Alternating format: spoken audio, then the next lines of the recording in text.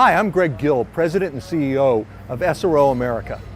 When we first looked at the opportunity of working with CrowdStrike as a technical partner and as our security partner, we knew it would help us in this world that we live in today, but we didn't realize how much it would help us to be secure in a post-COVID environment, or as we have to exist today, as we all say, it's a new normal.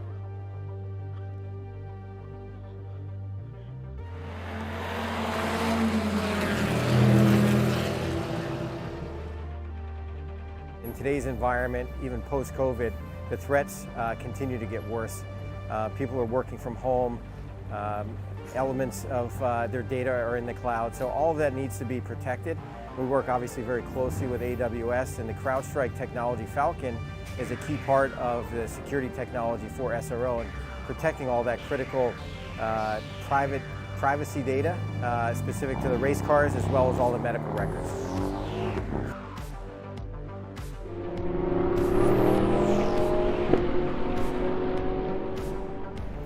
When we look at World Challenge and the partnership with CrowdStrike and with Amazon Web Services, what we're looking at is really creating a peer-to-peer relationship with decision makers at the C-suite level around the world. Whether it's happening here this weekend in Sonoma, and as we're virtually connecting to people, we also do on-site at areas across Asia, Europe, and here in North America. That experience allows you to meet with your contemporaries that are able to make the decisions today. That's really what makes it special and a great partnership, not only for us as a series, but also for our key partners. This year during the pandemic, we actually created a virtual racing league. We had people around the world racing, and our numbers actually rivaled the same television viewers we see today, all courtesy of that platform we work with. And in turn, our partners look for that ability to access the data today, not wait for numbers that they might see a month or 2 months from now, real-time information. This is something we get by virtue of that partnership.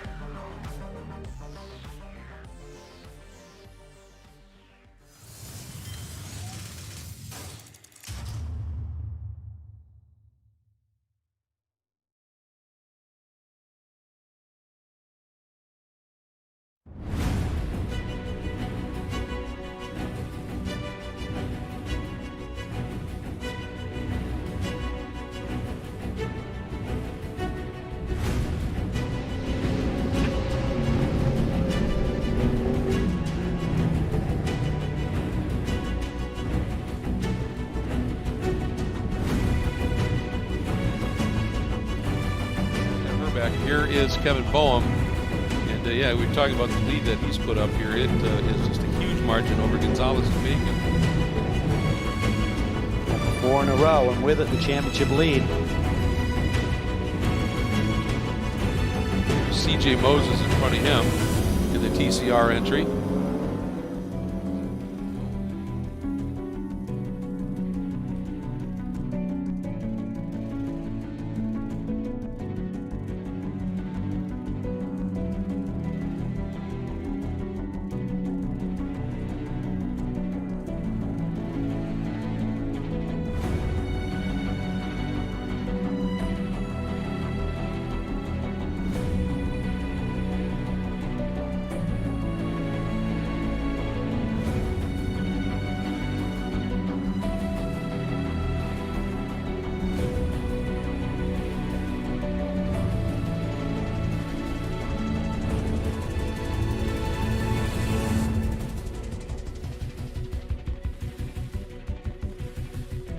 with C.J. CJ. Moses up on the wheel. I was saying, He is pushing hard. he just 2 laps ago, he ran the fastest lap of the entire TCR group. He is right there.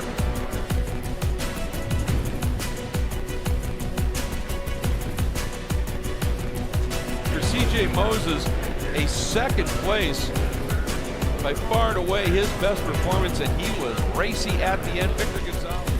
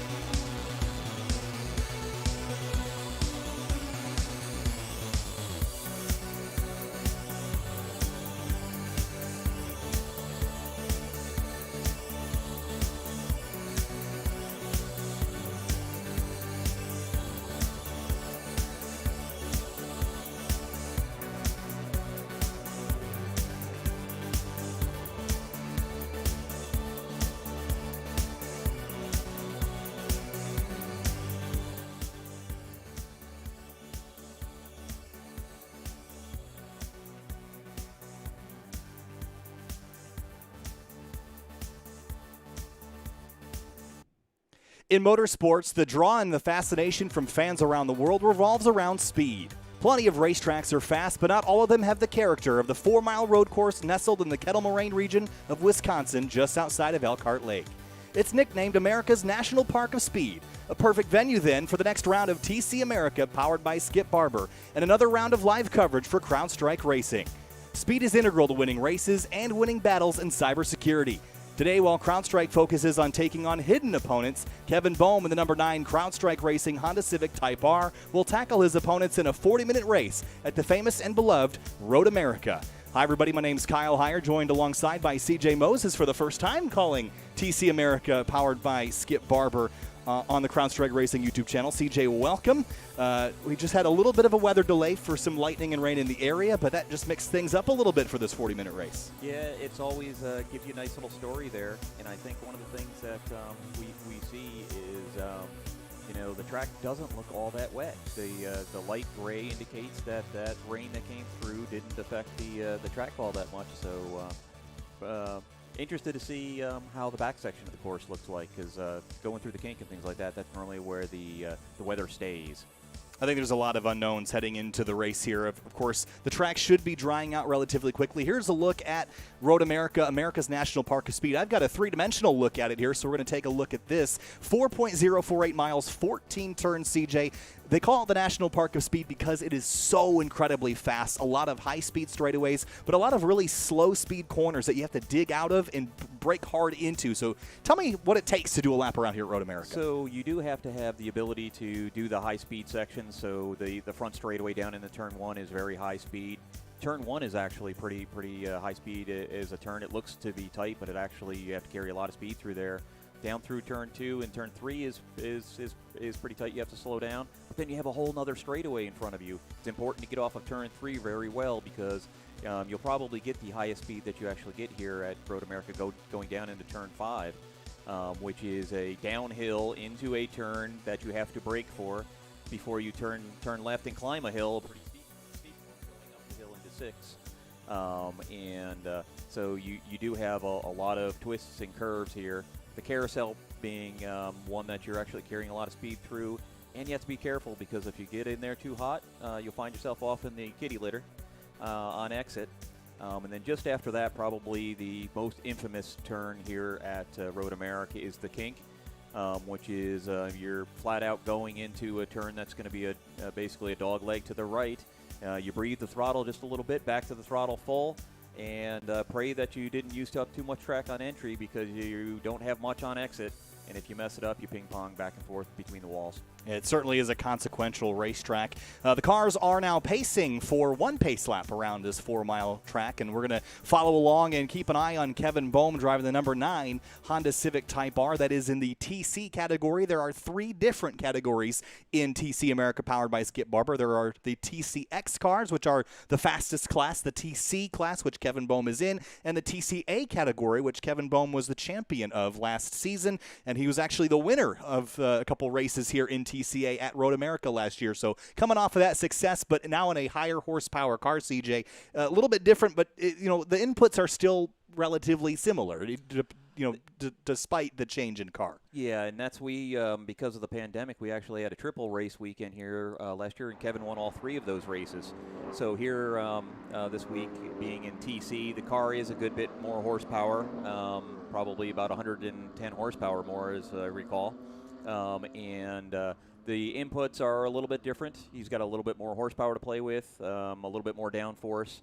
But Kevin's got a lot of experience here, not only in the TCA car, but back in his SCCA days, he drove a car that's much more similar to this car that he's driving here now. And as I recall, 4 out of 5 national championships, the most recent being at VIR, but the previous ones I think were all from here. So he's got the experience. He's ready to go. I foresee him having a really good race here.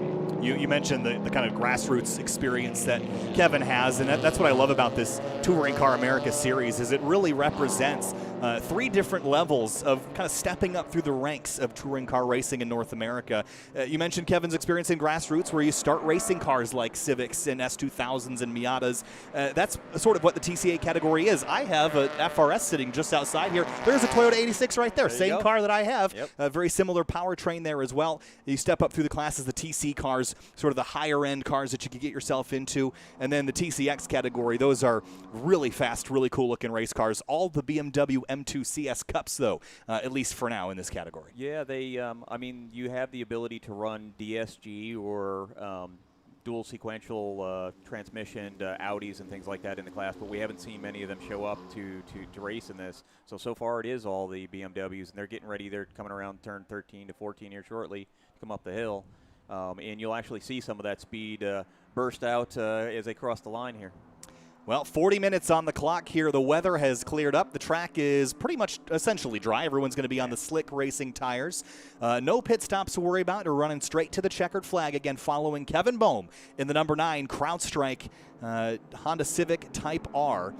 He will start in the TC field, which is behind this main group. We'll take you to them in just a moment. But for now, the green flag about to fly for TC America, powered by Skip Barber for round number 7 of the 2021 season. Green flag flies here from Road America, the National Park of Speed, up on the front straightaway towards the first of 14 corners, down a little bit of a crest into the heavy braking zone here. And next time by, they'll be doing probably 125 to 130. Look at this. Here's the TC field. Kevin Bohm on the middle of your screen on driver's right now in 4th as they head down to that first corner here, CJ. Very congested, very tight quarters on this opening lap. It's very, yeah, they're very close to each other, but once again, this is, turn 1 is a lot faster than you give it credit for.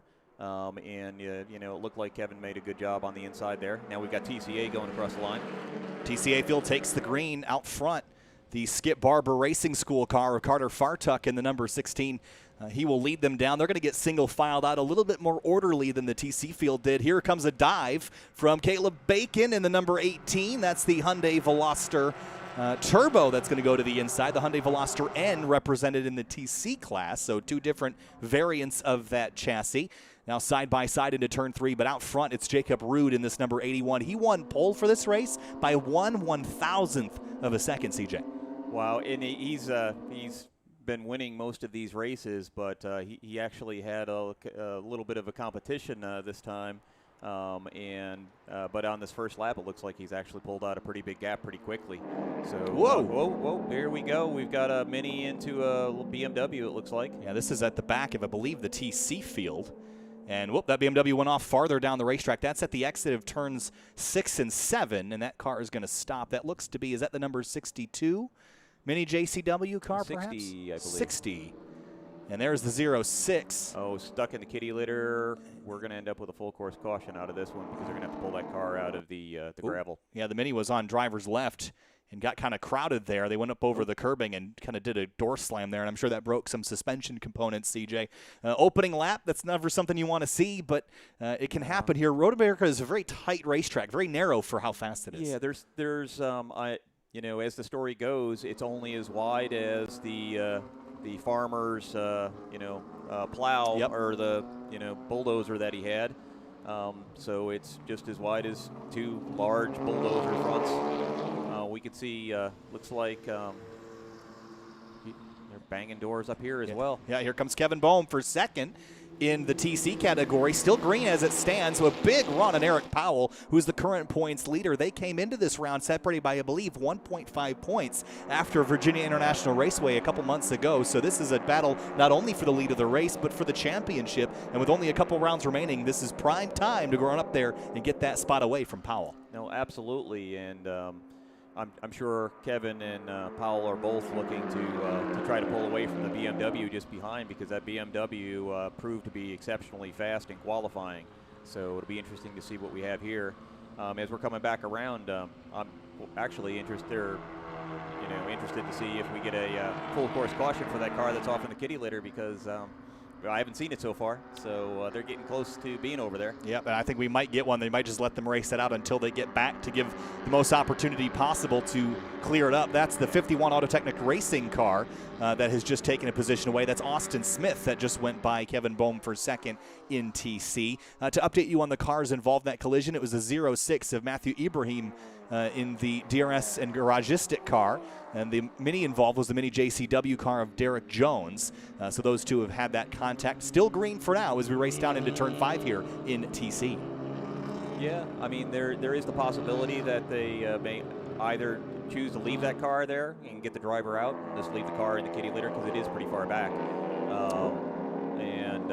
Yeah, Kevin's actually fallen back. We got the Hyundai that's actually made it by him.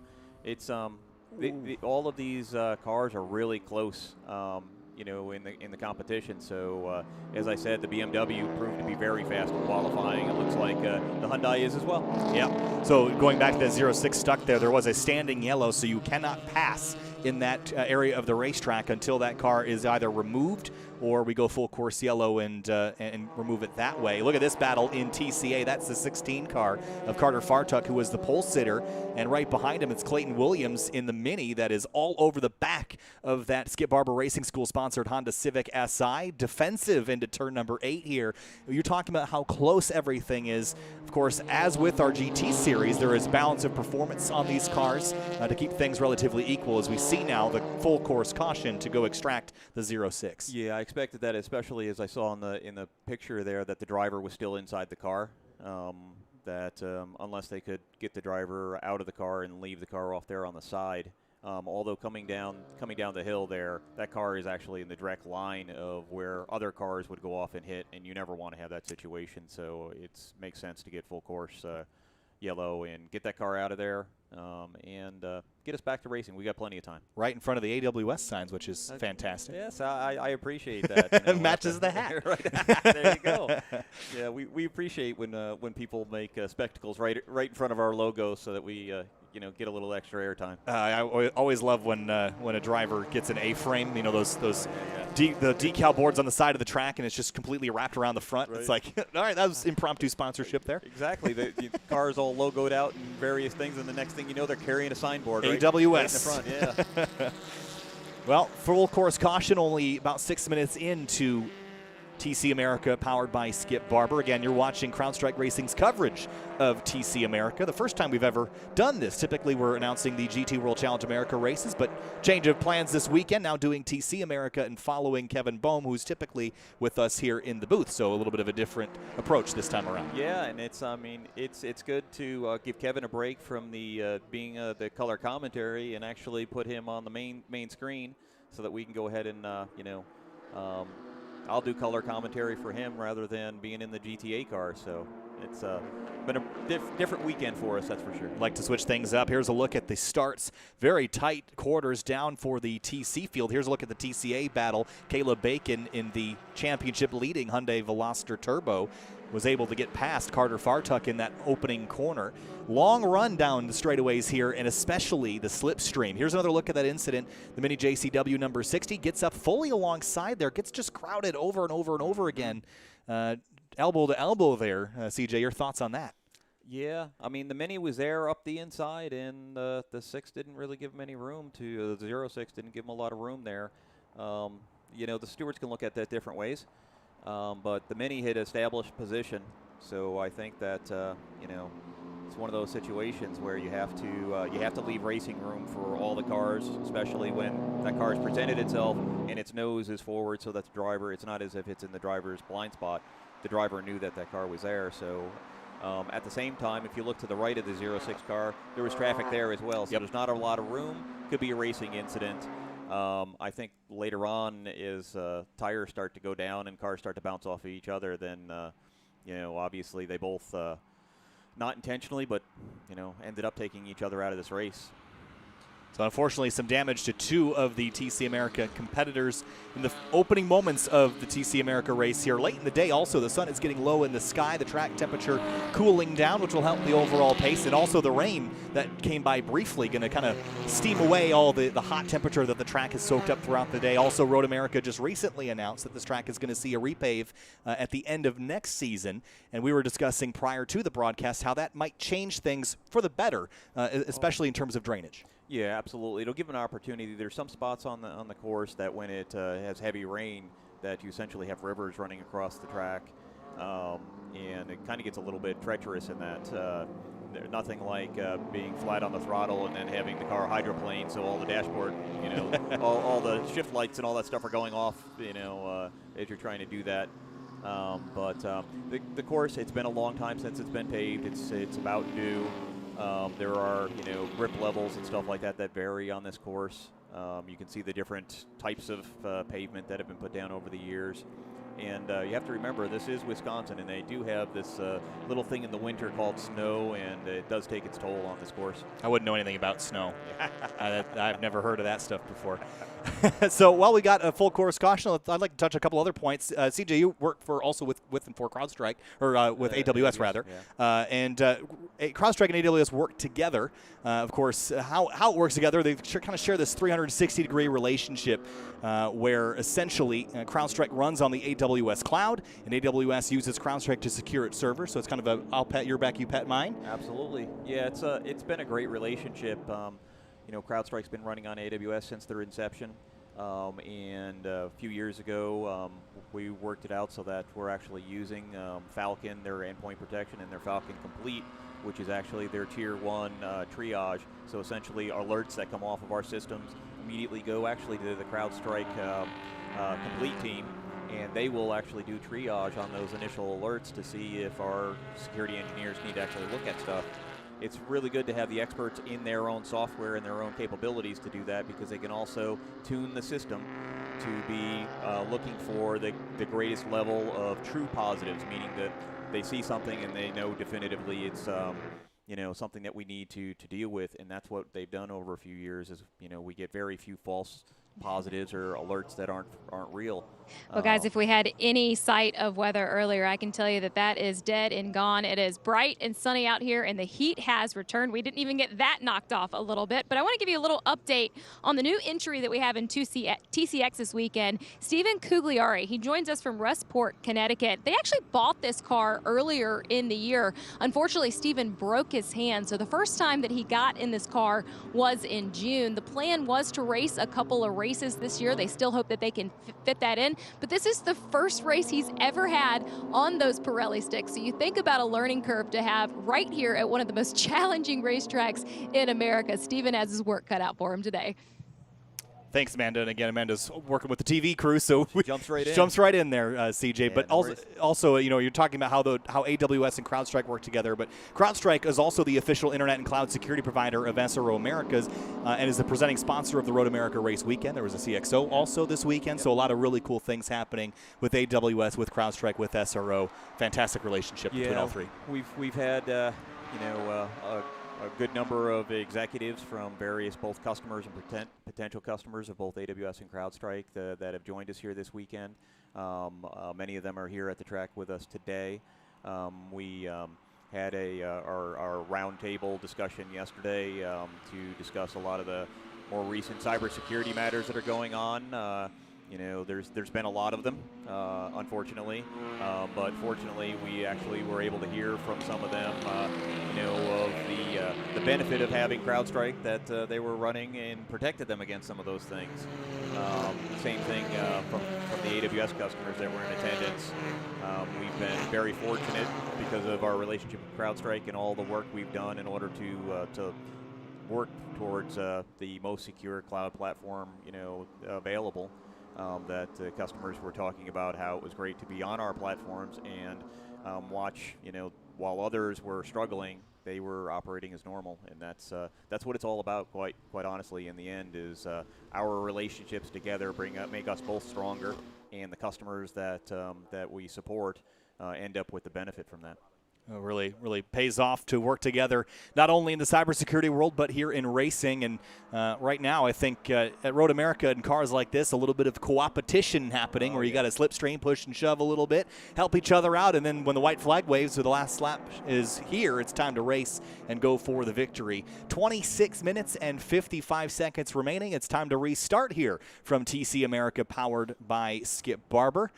At Road America, after our lengthy caution flag, we'll restart once more.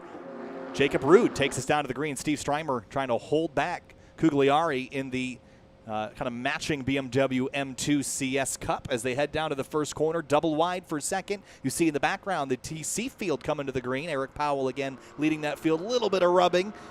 Paint trading through the opening corner for the TCX field. That was dicey coming back across the runoff room and onto the racetrack. CJ, there's a lot of rumble strip and runoff room you can use here on corner exit in some corners, but when you come back onto the racetrack, you got to make sure there's room there to get back on. Yeah, and that's part of actually the drivers' meeting is for other drivers. We all know where the using those rumbles and being able to come back onto the track, where that is. And you have to leave. You have to, if you have somebody alongside you, leave room for them to come back because you can't expect them to just go off into the grass. But at the same time, Steve actually immediately, when he was taking the green flag, immediately moved to the inside. So he made the first move in order to kind of run the protective line or the defensive line down into turn one. And you can see it's worked out for him that he's been able to, keep the other BMW behind him there. Lots of back and forth here as well. Rights into lefts and lefts into rights. So a lot of opportunity to do the over-under and kind of wait for a hole to open and try to get the car down to the inside. Again, the TCX field spreading out pretty quickly. Jacob Rude is pretty much perfect so far this season. I believe he's won every race and won every pole and had every fastest lap so far, CJ. So he's batting 1,000. He definitely has, and it took everybody, not everybody by surprise, but a lot by surprise. You can see Kevin Cohen around the carousel on a tripod because he's lifting that inside right rear tire, and that's a full weight transfer, trying to get everything he can out of the car. And he's definitely doing, and it looks like he's gotten by Ricca in the Hyundai, so he's back up into third within class, and he's chasing down the BMW and the other Honda TC car there. Yeah, I found that fascinating. Again, front-wheel drive Honda Civic Type R, and with that comes a lot of reliance on the front wheels to accelerate, to brake, to turn, and doesn't really leave the rear wheels a lot left to do. So in the corners, they just kind of hang out back there. They do a little bit of braking, but not a whole lot. Here's Bohm now with a really aggressive look to driver's right, then back to the left, tucks in behind the BMW. That, again, is the number 51 car that he is battling for position. And a line of stern up the front straightaway. I think Bohm right now sits in third in class. Eric Powell leading. Here comes Smith again in the 51. Watch this. This is where the BMW has crazy legs on the rest of the field, quite honestly, I believe, by 6 or 7 kilometers an hour on the straightaway. So you can see it's easier to pass when you have more mile per hour, kilometer per hour on the straightaway. But now what you're going to see is they get into some of the more tight, twisty bits after we get past this next straightaway. They'll all pack back up because some of the other cars are faster in the tighter sections, and that's where the Honda is actually a bit better. Looks like Bohm also defending now from one Rob of the Hines. Rob Hines in the 370Z, 350Z, 370Z. Hard to tell at far distance there, but battling for position right now for fourth in class in TC. Here's a look at the TCA field. I love watching these cars race because they don't have a lot in the name of power. It's all 150 to 200 horsepower cars and just making do with what they've got. You see them line astern now, the Honda Civic Si, a Carter Fartuck chasing Caleb Bacon, and this is a championship battle as well. I hate to bring this up to you, but I do notice the Toyota 86 is actually in the pit, so maybe they're over trying to get some spare parts off of your car. Yeah, I hope not. I might need all those to get home after this weekend. But so Caleb Bacon leads right now in the Signal Hyundai Veloster Turbo, and behind there's Fartuck, Williams, Rumberg again in the matching Hyundai, and there's Fartuck racing for Skip Barber Racing School. Following in behind. Again, a car very similar to the one that Kevin Bohm took to a TCA championship victory last year at the Indianapolis Motor Speedway. What a great venue to cap off the season. We'll do it again this year. Oh, yeah. Indianapolis, is, for us here in the States and, potentially around the world, the track that you want to be able to win and kiss that yard of bricks that still remain there from the course, over its 100-plus year. Yeah, if there's not enough track, you know, in some circumstances you can use the grass. You just have to be careful where you do it, and it looks like it's working up for Fartuck here. Yeah, he's going to go down and take the lead away from Caleb Bacon into turn number 12 at Canada Corner, the northernmost corner here at Road America. And now Clayton Williams smells blood in the water with those two battling. It's a 3-horse race for first place in TCA up over the crest. Turn 13. Now the final turn. This is such a crucial and critical corner to get a run onto that front straightaway. Yeah, turn 14 is important. Any turn that you're taking that's going onto a straightaway, you need to back it up and be able to get to the throttle as early as you can, because you then make the straightaway much longer. For every little bit that you can have on the entry and then subsequently exit of that turn, you're actually carrying more speed down the whole entire front straightaway. So a tenth faster going through and being able to carry the speed off of the initial turn will turn into multiple tenths, normally 4 tenths by the time you exit the straightaway. So it's important to make sure that you're getting good exit onto any large straightaway, and they did a good job there, especially with them drafting each other. Well, closing in on the halfway point here again, a 40-minute race. We are about 19 and a quarter minutes into it, so this is going to be over pretty quickly. These races go by very fast, and those front three in TCA have broken away from Rumberg in the 4th place Hyundai as they head down the very long back straightaway under the Sargento Bridge. There is a TCX car that has gone for a bit of a slide. That's the 57. Which I believe is the accelerating performance car, Stephen Cugliari. He was one of the front runners. Oh, big slide at a turn 7 and off the edge of the rumble strip. That was a good save there. No, that was an excellent save, because through this section you're actually carrying a lot of speed, and the idea here is that you're carrying as much speed through the turn as you can, but unfortunately when you carry too much, you end up off in the grass. There's a great example of a corner where if you go too fast, there's grass, and there's also a funnel of concrete wall down there. The Kink, one of the most notorious corners in all of North American road racing. A beautiful section of racetrack for sure, but a consequential one if you make a mistake over there. There is the overall race leader and the leader in TCX, Jacob Rude, who we've mentioned has been picture perfect this season, continues to lead over Strymer in the number 30. Then Cugliari in 3rd, who just went for that big, almost a spill. He lost a position, I believe, to Hennessy in 4th. And then back in TC, it's Smith, Powell, Ricka, and Bohm, the top 4 in the TC category with under 20 minutes remaining. Yeah, it looks like some really big battles. Obviously TCX, Rude has a really good, or a pretty good gap here. But when you get back into the TC class, you've got them all thrown under a blanket, so it's going to be a real tight race. And back into TCA, you've got a pretty tight race going as well.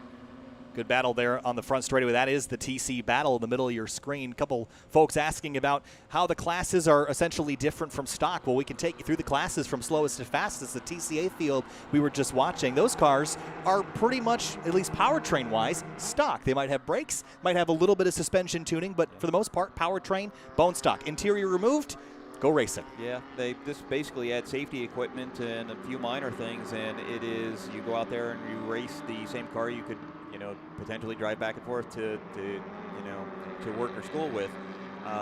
And what you'll find in those classes is that they're on the throttle a lot of the time, because you can't lose the momentum, because you don't have a lot of power in order to be able to make it back up. So there'll be times when they'll be flat on the throttle, and in some turns touch the brake without even coming off the throttle just to turn the car and keep on going. So it's quite a different style of driving compared to a TC, or definitely a TCX car. So we'll move into the TC field. What do those look like? That's what the cars you're looking at now. Still similar in some ways, but these tend to be the higher performance variants of the cars that you would find in TCA. So the Hyundai Veloster N, which is a slightly higher trim level. You've got the Honda Civic Type R versus the Honda Civic SI. So again, a slightly higher trim level. Big slide there for Ricka at the exit of turn 8. Some of these cars, the Type R included, are actually detuned slightly from their street counterpart. Yeah, in order to balance their performance, they actually make adjustments to power through restriction, the actual tune or the computer tune on the car. The weight of the car is another one that they adjust. The height of the car as well. So they use all of these different things in order to try to balance out all of these different performance things. And Kevin's getting all and a little bit more of the kink. It's clear that the Hondas, both Powell and Bohm, are challenged here. I bet you they're in the car saying the balance of performance is not exactly even. You see the BMWs checking out in the Hyundai a little bit. So both Eric Powell and Kevin Boehm are doing everything they can. You can see them using all of the track and more. Yep. The wider the track, the faster you can go around the turn. So he's making it as wide as he can, using every little bit, literally, to make it up. And then the other thing you see Kevin doing here is they're coming to the inside of the track, which makes, so if you look at a circle and you go to the inside of a circle versus the outside, it's actually less distance. So, brought it up and tried to run the inside up the hill. And now they're fanning back out in order to be able to make a wide turn into turn one, because the wider arc you can have, the faster you can travel. So you make it as wide as you can without opening the door to the inside for someone else to dive underneath you. Yeah, the challenge with a place like Road America, I mean, if you look at the point standings, things look a little bit different. Again, Powell and Boehm leading the standings, right? The BOP is based across the season, not at a particular racetrack. Now, things can be adjusted, but this is definitely the track where the advantage might be in other manufacturers' favor, which is going to disadvantage, of course, Kevin and Powell at the moment. But it might swing back their way at the next event we go to, Watkins Glen, another fast racetrack, Absolutely. but also a lot more changing direction there at high speed, so that could factor in. But lots of adjustments and changes that can be made to the power levels of these cars to kind of dial them in. The challenge is usually it's a compromise across everything, and this is an outlier racetrack. It's basically a couple drag strips together with a few 90-degree corners. And that's the strength of the BMW, is definitely the straightaways where they can actually show that horsepower advantage and get the gaps. The Hyundai, it seems to be a little bit as well, because it seems like the Hyundai's keeping up with the BMW a bit better. You can watch and you can look at the different sectors. There's 3 major sectors when you're looking at times. You can actually look at the times and see where those advantages are, because there's one of the sectors that doesn't really have that big straightaway in it, so you can see how the Hondas are doing versus the BMWs versus the Hyundais, to see how that advantages are showing themselves. And on the straightaway, the BMW is dominating, which, that's how they do the balance of performance, is obviously the BMW can out horsepower the other cars a little bit there, where the others are actually better turners. But on this track, like I said, drag racing, they're doing pretty good on the drag racing. Couple Toyota 86s doing battle here, mismatching taillights I've noticed on these cars. That kind of drives me crazy a little bit, but it is what it is as they head into the carousel. Another very fast, long corner, the carousel. That you have to carry so much speed and kind of apex it late, because it leads into what you could consider a straightaway. I just give you a little ad on Caleb Bacon here. I was just speaking with this team, and they have a spotter in turn 5 that's looking over the track. You can see a couple corners from that position, but they're really just relaying information to Caleb on where that BMW or where that Mini Cooper is. They really that's the one that Caleb is most concerned on as he looks to battle through this position for the second spot right now. Thanks, Amanda. Moving the attention to the TCA field for a moment, Carter Fartuck has gotten back to the lead in the Skip Barber Racing School number 16 Honda Civic SI. Caleb Bacon in second, defending from a valiant effort there by Clayton Williams to take a position down into Canada Corner. But going back to what I was mentioning, coming out of the carousel all the way to Canada Corner, that's a straightaway with one caveat, the kinks there.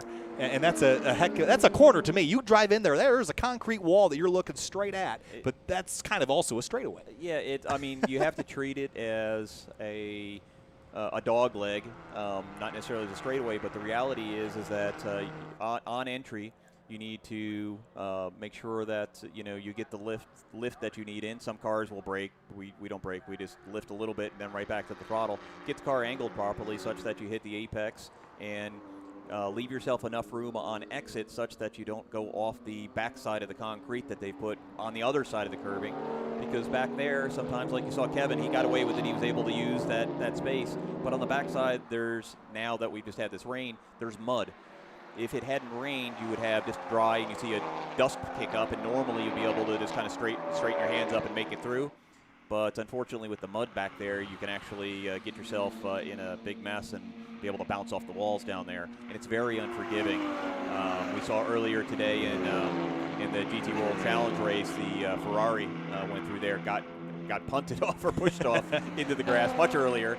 and ended up collecting the wall on the right-hand side. And you can see those walls aren't exactly lined straight. They're going in curving motions, which sometimes will leave a leading edge that you can catch, and that causes problems as well. Also noticing, just watching Kevin Bohm in the CrowdStrike Racing number 9 Honda Civic Type R, watching how much compression in this front suspension, really leaning on that nose as he was moving through Canada Corner, almost bouncing off of it. Also, we should take note and mention Operation Motorsport. Again, the veteran nonprofit that basically allows people that have worked in the military to come to a very structured environment and kind of learn and get their hands-on experience doing something in motorsport.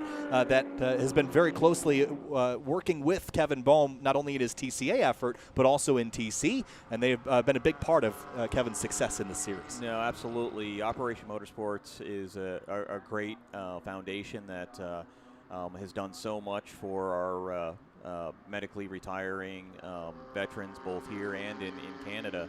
And we you know, I'm a 12-year Air Force veteran myself, so I'm very supportive of it. We added a Operation Motorsports person to my team, and we've enjoyed having Katrina out supporting my effort.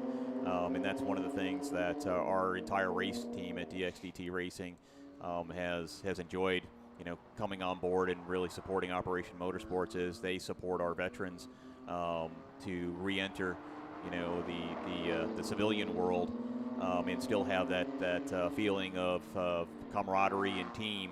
And in racing, that's what wins races, is that camaraderie and the ability for the team to come together around this challenging cause. And you know, the people that we have on the team, you know, across DXDT, yeah, I've really seen even the difference amongst them.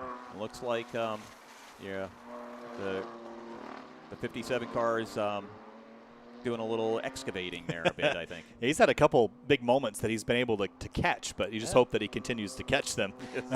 This is also, I believe, his first race in this car, as we heard Amanda say. Yeah. So getting kind of up to speed in a heck of a place to do it at a track like Road America.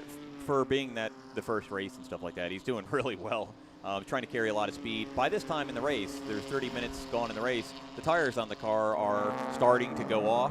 So you have to change how you're driving in different places, and if you keep trying to drive the same way, it's not going to work out too good. Ooh, that almost didn't work out too good either. That was the battle for second in TCA. Again, that's Caleb Bacon and Clayton Williams still going at it in the Hyundai Veloster Turbo and the Mini Cooper. All while Carter Fartuck in the Civic SI is beginning to pull away, grabbing some dirt there on entry to turn 8. And this battle is going to get even hotter as the minutes tick away. Only 9 minutes left in this race. And this Mini is very good at the back section of the course. Basically everything from turn 8 on to Canada Corner, that yellow Mini is all over the Hyundai. Yeah, it seems like, I mean, they have the spotter over in turn 5. I think they need to move the spotter up to the Lions thing up there on the hill to be able to watch Canada Corner, because that seems to be where the Mini dives inside and works his way around Bacon. Here he comes. Look to driver's right. Door slams shut. We'll look back to driver's left as Bacon goes defensive. You see Carter Fartuck just up the road. That's actually the 2 car that was just up the road. I believe that is Harrison, who's a lap down car in the TCA category. So some lap traffic to negotiate. That always makes things a little interesting in the closing moments of any race here, CJ. But again, Bacon's doing a good job defending, but is it worth this? You have to think about his championship lead.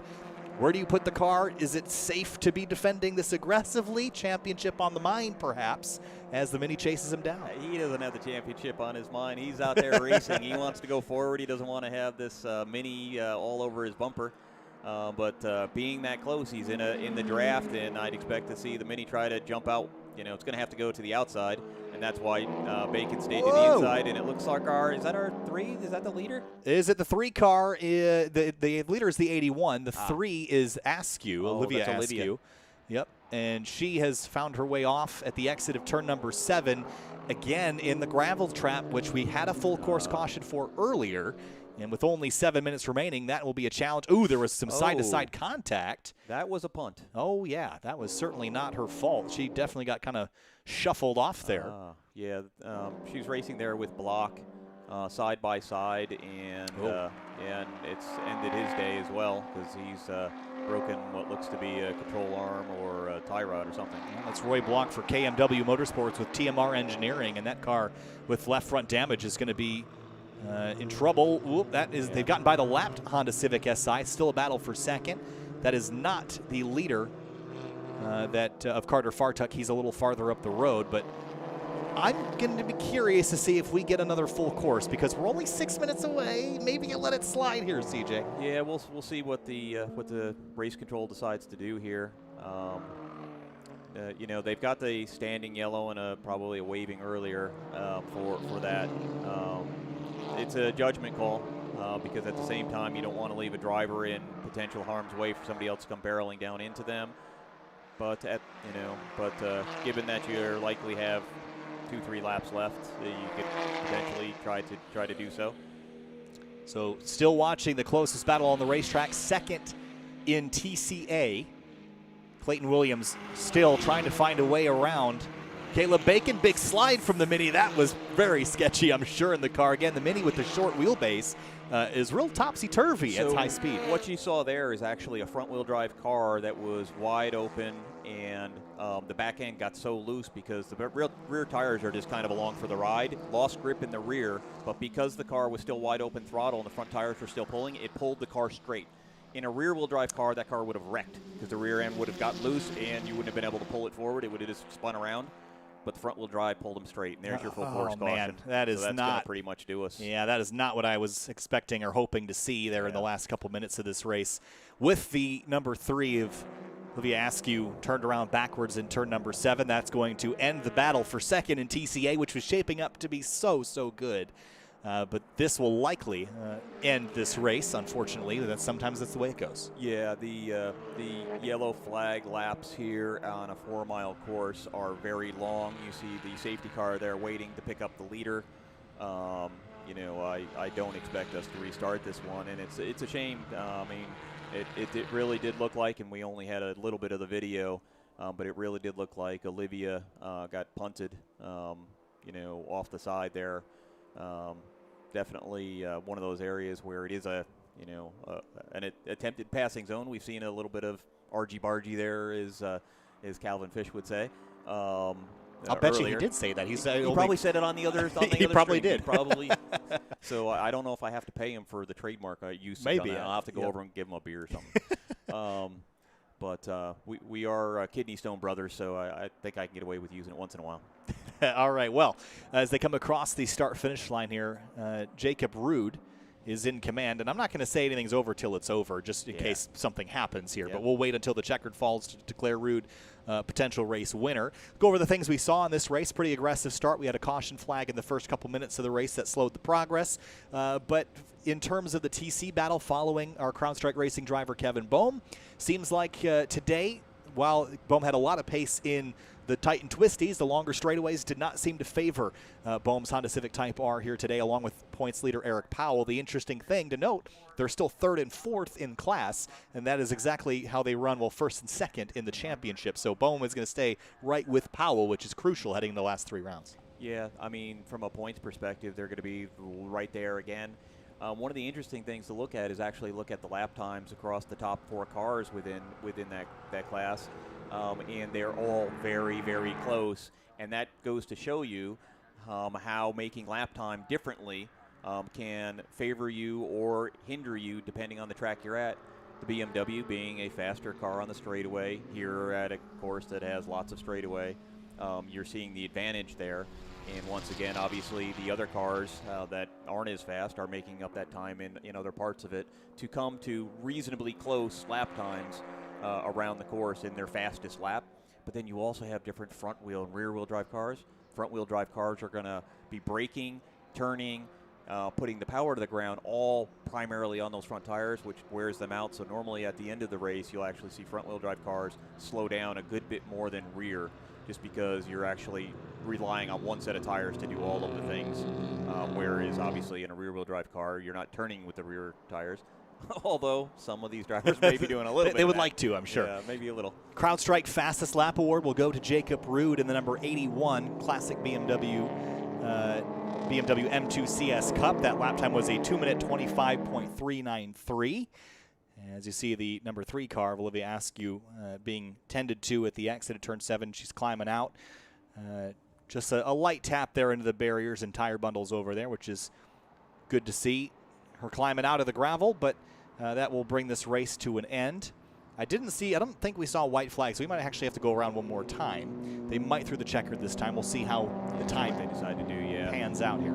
Yeah, and that's, I mean, Olivia Askew, a up-and-coming young driver, ran with her last year in TCR under the DXDT banner. This year running the BMW over with Toby Grahovic's team, but still, on the side of the car it says DXDT, but it's actually, running under the classic, BMW team, and she's amazingly fast and really still getting a handle on this BMW, because last year we taught her all that front-wheel drive stuff, and now she's in a rear-wheel drive car, but she's been coming along really, really well. And her driver's coach is Brian Sellers, and you couldn't ask for a better coach. That's who we had last year for the TCR team. Did amazing work with us, and now working with Olivia exclusively for the TCX run. So it's a shame to see her off in the kitty litter, but she'll be back tomorrow. She's got a good team. The car will be prepped and ready to go. And chances are the reason why she got hip checked out of there is because she was charging forward, trying to come around. So good on her. Yeah, she was battling for a top 5 spot, I believe, at the time. Yeah. So that's just how it goes sometimes, unfortunately. Behind the Lamborghini Urus pace car, we're climbing up the hill out of turn 13. Bill Mitchell Bend? Is that what it's called? Yeah. I had a track map somewhere, and there's a couple of names for the corners around here. Yeah, they've added different ones over the years and stuff like that. But you have Canada Corner, and that goes up to Billy Mitchell. Billy Mitchell Bend. Yep. So you have, they have. There's the Moraine names. Sweep and the Hurry Downs and and all I can't sorts remember of all stuff. those. The iconic ones I remember, but some of these other ones I normally revert to numbers, because in the car we're not paying as much attention to the long names. It's which number are you at? We actually on the dashboard at each track will actually have a Velcroed laminated track map with the numbers on it, so that if you're trying to relay information to your crew, you can tell them what number corner you're in if you don't know the corner already. Many of these courses we've run enough now that most of us have good feeling for that. For sure. Checkered flag flies for TC America, powered by Skip Barber. Race number 1 from Road America. Jacob Rude takes victory in the number 81 Classic BMW car for the TCX category. Steve Strymer in second, then Stephen Cugliari in third. In TC, it's going to be Austin Smith and Jeff Ricca that take the front 2 spots. Then it's Eric Powell, who's the championship leader in TC. He will finish on the bottom step of the podium. Kevin Boehm just misses out on a podium spot, 4th place, but another chance to improve tomorrow. So he'll have another shot to go for the win. And we'll see him start on row 2 like he did in this race and see if he can improve. No, that's excellent. And the nice thing about Kevin is he's also an engineer, so he's going to go back and take all the data that he now has from today and apply it tomorrow. Today was an interesting one because they've been all of their test sessions and everything leading up to now, including qualifying, were in like 70-degree weather, and it was really hot. Rain kicked in, and now here we are with we had a dry race that came off of a rain shower, so we'll see what we got in store for tomorrow. Well, here's a look also at your race results. So we should mention Carter Fartuck, Caleb Bacon, and Clayton Williams, your podium in the TCA category. We're going to have another race tomorrow, so make sure that you tune in here on CrowdStrike Racing YouTube or crowdstrikeracing.com/Wisconsin to follow along with all the media and information that's coming your way from Elkhart Lake, Wisconsin. We'll race one more time in TC America. Give Kevin Boehm one more shot to take the CrowdStrike Racing Honda Civic Type R to victory lane. And we'll see it tomorrow. The link for the race tomorrow is already posted, so make sure you hit the notification bell and subscribe to the CrowdStrike Racing YouTube channel to follow along for more. CJ, thanks so much for joining me here today. Pleasure to have you. Pleasure to be here. And we'll see you again at future rounds at Watkins Glen. We're doing this for the whole rest of the year. So Watkins Glen, Sebring, and Indianapolis all on the slate for CrowdStrike Racing's coverage of the Fanatec GT World Challenge America and TC America. Thanks so much, everybody, and we'll see you tomorrow.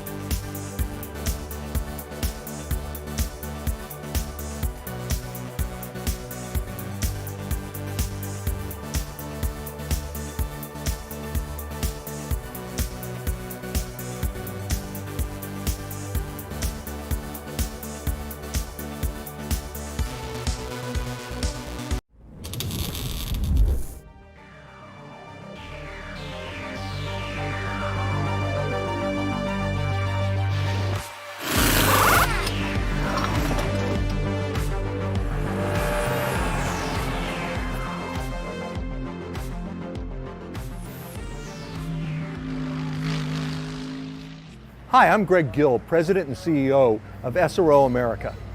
When we first looked at the opportunity of working with CrowdStrike as a technical partner and as our security partner, we knew it would help us in this world that we live in today, but we didn't realize how much it would help us to be secure in a post-COVID environment, or as we have to exist today, as we all say, it's a new normal.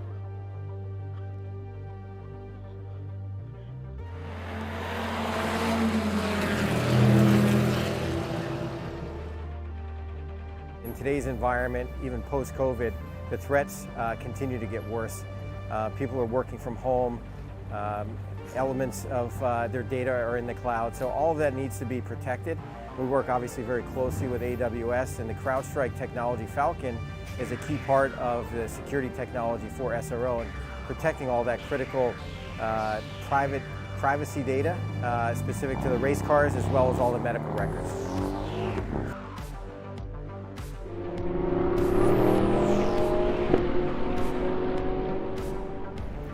When we look at World Challenge and the partnership with CrowdStrike and with Amazon Web Services, what we're looking at is really creating a peer-to-peer relationship with decision makers at the C-suite level around the world. Whether it's happening here this weekend in Sonoma, and as we're virtually connecting to people, we also do on-site at areas across Asia, Europe, and here in North America. That experience allows you to meet with your contemporaries that are able to make the decisions today. That's really what makes it special and a great partnership, not only for us as a series, but also for our key partners.